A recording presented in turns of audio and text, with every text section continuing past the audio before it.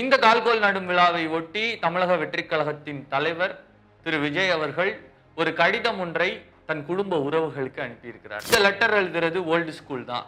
இது அண்ணாவின் ஃபார்முலா. அதுதான் இன்று நம் அண்ணனின் ஃபார்முலாவும். வெறும் மாநாடல்ல, கொள்கை திருவிழா. நாம் வெற்றி கொள்கையை கொண்டாட போகும் பெருவிழாவாக இருக்க போது இந்த நிகழ்வு. எல்லாரும் பேசிய பேச்சை வெட்டி ஒட்டி திரித்து கூறப்படும் கருத்துக்களும் சரி, இந்த விவகாரம் குறித்தான அந்த விஷயத்தை நேரடியா அட்ரஸ் பண்ணாம மறைமுகமா பொறுப்பான ஒரு மனுஷனை தான் குடும்பம் மதிக்கும். ராணுவ கட்டுப்பாடு அப்படிங்கிறது அதிமுகவுக்கு பழக்கப்பட்ட வார்த்தை. அதிமுக ராணுவ கட்டுப்பாடுடன் இயங்கும் ஒரு கட்சி அப்படின்னு பல மேடைகள்ல பல இடங்கள்ல கட்சியின் தலைவர்கள் தெரிவித்திருக்கிறார்கள். கடிதத்துல தமிழக வெற்றி கழக தோழர்கள் ராணுவ கட்டுப்பாடோடு இருக்கக்கூடிய கட்சி நாமன்னு இந்த மாநாட்டுல நிரூபிக்கணும். தமிழக வெற்றி கழகத்தின் கட்சிக்காரர்கள் யார் அப்படின்னு இந்த கடிதத்துல குறிப்பிட்டிருக்கிறாரு. அந்த வரியை படிக்கும் போது உண்மையிலே ஒரு கூஸ்பம்ஸே வருதுன்னு சொல்லலாம். அந்த அளவுக்கு அதை குறிப்பிட்டிருக்கிறார். தமிழக வெற்றி கழகத்தின் படை யார் அப்படின்னு அவர் குறிப்பிடுறாரு. அப்படின்னா இது மற்ற கட்சிகளை போன்று சாதாரண இயக்கம் என்று, இது ஆற்றல் மிக்க பெரும்படை, இளம் ஜிங்கப்படை, சிங்க பெண்கள் படை, குடும்பங்கள் இணைந்த கூட்டுப்படை, ஒட்டுமொத்த தமிழர்களையும் தங்கள் உறுப்பினர்களாக கொண்ட ஒரு கட்சியாகத்தான் தமிழக வெற்றி கழகம் திகழும் அப்படிங்கிற இந்த ஒரு ஸ்டேட்மெண்ட்டை மேக் பண்ற இந்த லைனை வந்து இவ்வளவு பியூட்டிஃபுல்லா டிராஃப்ட் பண்ணி எழுதி இருக்கிறாரு.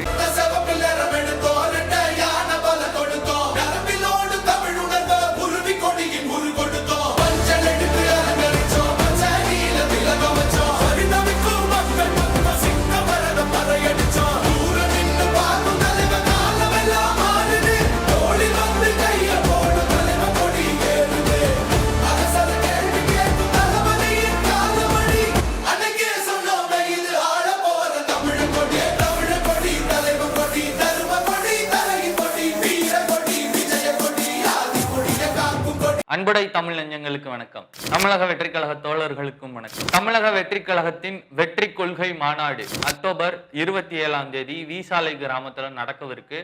அந்த மாநாட்டிற்கான கால்கோல் நடும் விழா இன்று அதிகாலை வெகு விமர்சையாக சிறப்பாக நடந்தேறி இருக்கிறது. தொடக்கமே ரொம்ப குறிப்பிடத்தகுந்த ஒரு விஷயமா மாறி இருக்கு. பல்வேறு கட்சியினரும் பேசும் பொருளாகவும் மாறி இருக்கிறது. பல்வேறு மத பின்புலத்தை கொண்ட புண்ணிய இடங்களிலிருந்து கொண்டு வரப்பட்ட தீர்த்தங்கள் மற்றும் பொருட்கள் இந்த விழாவில் சேர்த்து இணைக்கப்பட்டிருந்துச்சு. மாநாட்டிற்கான கால்கோல் நடும் விழாவே இத்தகு விமர்சையாக, இத்தனை கவனிப்போடு, இத்தனை கேமராக்கள் சூழ நடந்தேறி இருக்கிறது சிறப்பாக.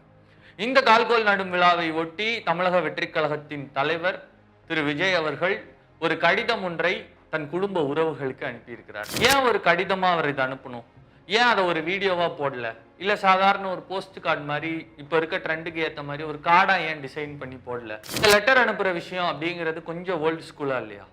அப்ப என்ன சொல்ல வருகிறார் தலைவர் விஜய்? இந்த லெட்டர் எழுதுறது ஓல்டு ஸ்கூல் தான். இது அண்ணாவின் ஃபார்முலா. அதுதான் இன்று நம் அண்ணனின் ஃபார்முலாவும். இந்த லெட்டர் எழுதுவது மூலமா தன்னுடைய தோழர்களை அரசியல் மயப்படுத்த விரும்புகிறார் தலைவர் விஜய் அவர்கள். இது தமிழக வெற்றி கழக தலைவர் விஜய் எழுதிய முதல் கடிதம். எதற்காக, என்னவெல்லாம் சொல்லி இருக்கிறார் வாங்க தெரிஞ்சுக்கலாம். தமிழக வெற்றி கழக தலைவர் விஜயிடமிருந்து தனது குடும்ப உறவுகளாக நினைக்கும் தோழர்களிடம், குடும்ப உறவுகளாக நினைக்கும் தமிழக மக்களுக்கு இந்த முதல் கடிதம் வெளியாகி இருக்கு. எதற்காக இந்த கடிதம் எழுதுறேன்? ஏன்னா நம்ம எல்லாரும் ஒரு குடும்பமா இருக்கோம்னு நினைக்கிறேன், அதனால இந்த கடிதம் எழுதுறேன். கால்கோல் விழா சிறப்பா நடந்திருக்கு. இது மாநாட்டிற்கான முகூர்த்த கால் மட்டும் கிடையாது, நம்முடைய வெற்றிக்கான, நம்முடைய அரசியல் பெரும் பாதைக்கான அந்த முதல் கால் இது அப்படிங்கிறதையும் நம்முடைய தோழர்கள் அனைவரும் புரிஞ்சிருப்பீங்கன்னு நம்புறேன் அப்படின்னு சொல்றாரு. நம்முடைய அரசியல்னா என்ன அப்படிங்கிற கேள்விக்கு மக்களுக்கான அடிப்படை தேவைகளை இன்னும் சரிவர நிறைவேற்றி தரப்படாமல் இருக்கு. அந்த தேவைகளை அரசியல் ரீதியாகவும் சட்ட ரீதியாகவும் நம்ம பெற்றுத்தரணும்.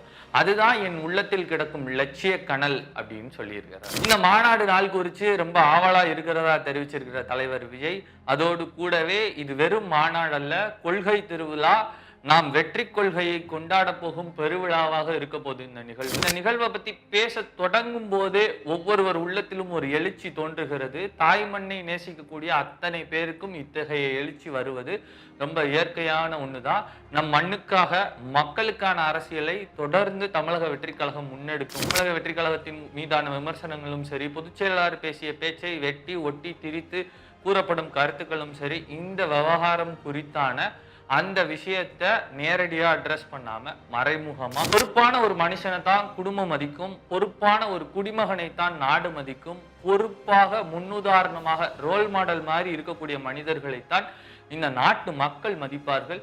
இது மூன்றுமாகவும் தமிழக வெற்றி கழகத்தின் தோழர்கள் இருக்க வேண்டும். ஒரு நல்ல குடிமகனா, நல்ல குடும்ப உறுப்பினரா, நல்ல ரோல் மாடலா ஒரு எக்ஸாம்பிள செட் பண்ணணும் நம்ம தோழர்கள் அப்படிங்கிறத இந்த கடிதத்தின் வாயிலாக தலைவர் விஜய் குறிப்பிட்டிருக்கிறார். அதற்கு பிறகு மறைந்த முதலமைச்சர் செல்வி ஜெயலலிதா அவர்கள் குறிப்பிடும் ஒரு வார்த்தையையும் இந்த கடிதத்துல குறிப்பிட்டிருக்கிறாரு.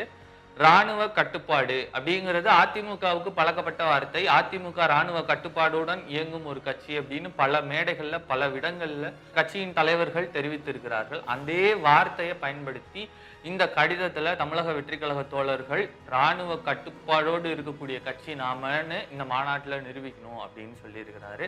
அப்படி என்ன ராணுவ கட்டுப்பாட்டை இந்த மாநாட்டுக்கு செல்பவர்கள் கடைபிடிக்க வேண்டும் அப்படிங்கிறது ரொம்ப முக்கியமான விஷயம், நாம கவனிக்க வேண்டிய விஷயம். மாநாட்டுக்கு செல்லும் ஒவ்வொருவரும் பின்பற்ற வேண்டிய விஷயங்கள். கண்டிப்பா மது அருந்த கூடாது. மதுவை எடுத்து வந்து மாநாட்டு கூட்டத்திலோ மாநாட்டு கூட்டத்தின் அருகிலோ அருந்துவது கூடவே கூடாது. பிடித்தவர்கள் போல் அங்கும் இங்கும் ஓடக்கூடாது. அதே நேரத்துல தலைவர் வர்றாரு இல்ல மற்ற தலைவர்களை பார்க்கும் ஆர்வத்தில் மேடை அருகில் முண்டியடிப்பதோ இல்லை அருகில் இருப்பவர்களோடு சேர்ந்து ரகளை செய்வதோ கூடவே கூடாது. தமிழக வெற்றி கழகத்தின் பெரும் பங்காக திகழும் மகளிர் இருக்கும் பகுதிகளில் எந்த தொந்தரவும் செய்யக்கூடாது. அவர்களுக்கு ஒதுக்கப்பட்ட இடங்களில் சென்று அமருவதோ ஆக்கிரமிப்பதோ அத்துமீறுவதோ கூடவே கூடாது. அங்கு இருக்கும் இடங்கள்ல கும்பல் கும்பலா ஏறுவது, தலைவரை பார்க்க முண்டியடிப்பது போன்ற செயல்களில் ஈடுபட்டு சமீபத்தில் நடக்கின்ற பெரும் கட்சியின் மாநாடுகளை போன்று ஒரு கட்டுப்பாடற்ற ஒரு நிலையை தமிழக வெற்றி கழக தோழர்கள் தலைமைக்கும் தலைவர் விஜய்க்கும் ஏற்படுத்தக்கூடாது. நம்மை ஒழுங்குபடுத்துவதற்காகவும் நமக்கு ஒத்துழைப்பு தருவதற்காகவும் வந்திருக்கும் காவல்துறையின் சொல்படி கேட்டு நடத்தல் வேண்டும். எந்த விதத்திலும் எந்த நேரத்திலும் அவர்களோடு தகராறுகள் செய்யக்கூடாது. மாநாட்டிற்கு வரும் பல லட்சம் பேரின் கைகளிலும் பல லட்சம் கேமராக்கள் இருக்கிறது என்பதை நினைவில் கொள்ளுங்கள். எந்த ஒரு சூழ்நிலையிலும் சோசியல் மீடியாவில் நீங்கள் தவறாக சித்தரிக்கப்படலாம் என்பதனால் அதீத கவனத்தோடும் ராணுவ கட்டுப்பாடோடும் இந்த மாநாட்டில் கலந்து கொள்ள வேண்டும். இது போன்ற பல கட்டுப்பாடுகள் ஆல்ரெடி பொறுப்பாளர்களுக்கு தெரிவிக்கப்பட்டிருக்கு. இன்னும் பல கட்டுப்பாடுகள் இனி வரும் நாட்கள் அறிவிக்கப்படலாம். கட்டுப்பாடுகள் நம்மை கட்டுப்படுத்தி வைப்பதற்காகத்தானே தவிர நாம உற்சாகமா கொண்டாடக்கூடாது, நம்ம குதூகலிக்க கூடாது, கொள்கை பிரகடன திருவிழாவில் நாம் நம்முடைய வெற்றி எக்காலத்தை இடக்கூடாது அப்படிங்கிற எந்த ஒரு தடையும் கிடையாது. எல்லாமே இருக்கலாம், கண்ட்ரோல்டா இருக்கணும். தமிழக வெற்றி கழகத்தின் கட்சிக்காரர்கள் யார் அப்படின்னு இந்த கடிதத்துல குறிப்பிட்டிருக்கிறாரு. அந்த வரியை படிக்கும் போது உண்மையிலே ஒரு கூஸ் பம்ப்ஸே வருதுன்னு சொல்லலாம்.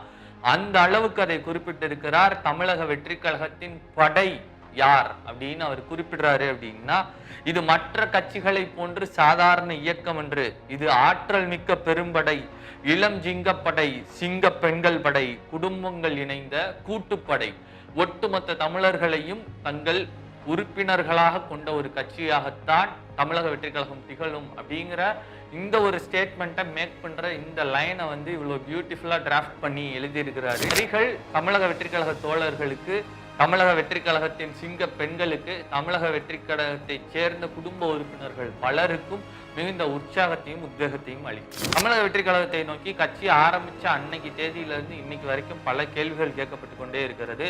இவர்களுக்கு அரசியல் தெரியுமா, மாநாடு நடத்த தெரியுமா, அரசியலை எப்படி செய்வதென்று தெரியுமா, மாநாட்டிற்கு எப்படி ஒருங்கிணைப்பு செய்வது அப்படின்னு தெரியுமா, இந்த மாதிரி பல கேள்விகளை பல கட்சியினரும் தொடர்ந்து முன்வைச்சுக்கிட்டே இருக்காங்க.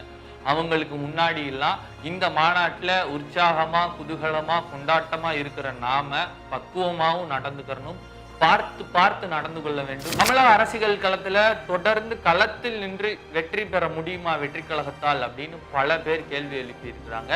நம்ம எடை போடும் அத்தனை பேருக்கும் விடை சொல்லும் ஒரு கூட்டமாக இந்த கூட்டம் இருக்க வேண்டும். அதை எடுத்துக்காட்டும் மேடையாக இந்த மாநாட்டு மேடை திகழும். அதை நடத்தி காட்டுவோம். இவர்கள் அனைவருக்கும் நல் பாடம் புகட்டுவோம். இதுவரை தோழர்களாக இருந்தோம், நண்பர்களாக இருந்தோம், நண்பிகளாக இருந்தோம். இது எல்லாமே ஒரு சினிமா நடிகருக்காக. இப்போது அரசியல் களம் வந்திருக்கிறோம். அரசியல் களம் வேறுபட்ட களம். இந்த களத்துல நாம் எந்த அளவிற்கு வேகமாக செயல்படுகிறோமோ அதே அளவிற்கு விவேகமும் கட்டாயம் அவசியம். அதனால விவேகத்தோடும் கண்ணியத்தோடும் நாம் இந்த கூட்டத்தை நடத்தியே தீரணும். நம்ம எந்த அளவுக்கு யதார்த்தமா மக்களோட மக்களா இருக்கிறோமோ அதே நேரத்துல அதி எச்சரிக்கையாகவும் இருக்கணும் அப்படிங்கிற எச்சரிக்கை மணியும் இந்த கடிதத்தில் தலைவர் விஜய் அவர்கள் குறிப்பிட்டார். இதற்கான பொறுப்பாளர் குழுக்களோட அறிவிப்பு விரைவில் இருக்கு அப்படின்னு சொல்லியிருக்கிறாரு. அதோட சேர்ந்து கூடவே இந்த மாநாட்டிற்கான நாட்களை எண்ணும் போது மனம் அதை குறித்து மேலும் சிலாகிக்கிறது.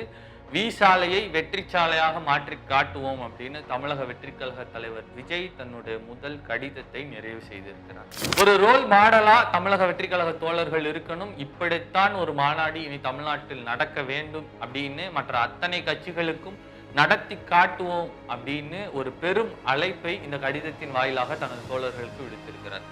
தன்னுடைய தோழர்களுக்கு கூறப்பட வேண்டிய கருத்துக்களை தெளிவாகவும் மற்றவர்களுக்கு எந்தெந்த விஷயங்களை சூசகமா சொல்லணுமோ அதையும் சூசகமாகவும் தேவைப்படும் இடங்களில் நேரடியாகவும் குறிப்பிடும் வாய்ப்பு கிடைக்குது. பதிவு செய்யப்பட்ட ஒரு ஆவணமா இந்த கடிதங்கள் இனி மாறும்.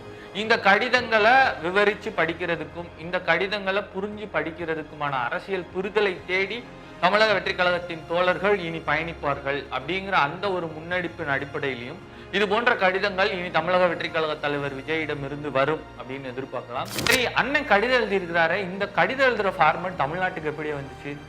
இந்த கடிதம் எழுதும் ஃபார்மட்டுக்கு பிரபலமானவர், பெயர் போனவர், பெயர் கொடுத்தவர் அறிஞர் அண்ணா. திராவிட நாடு இதழில் தொடர்ந்து கடிதங்கள் எழுதுவார். நம்ம மாநாட்டுக்காக தமிழக வெற்றி கழக தலைவர் விஜய் எழுதியிருக்கக்கூடிய கடிதமும் திமுக திராவிட முன்னேற்ற கழகத்தின் 2ஆம் மாநில மாநாட்டிற்காக அண்ணா எழுதிய கடிதமும் கிட்டத்தட்ட பல இடங்கள்ல ஒத்து போயிருக்கு. அதெல்லாம் என்னென்ன அப்படிங்கிறத அடுத்த வீடியோல பார்க்கலாம். தொடர்ந்து இணைந்திருங்கள். நன்றி, வணக்கம். நல்லதே நடக்கும். வெற்றி நிச்சயம், வெற்றி நிச்சயம். மீண்டும் சந்திக்கும் வரை நன்றி, வணக்கம்.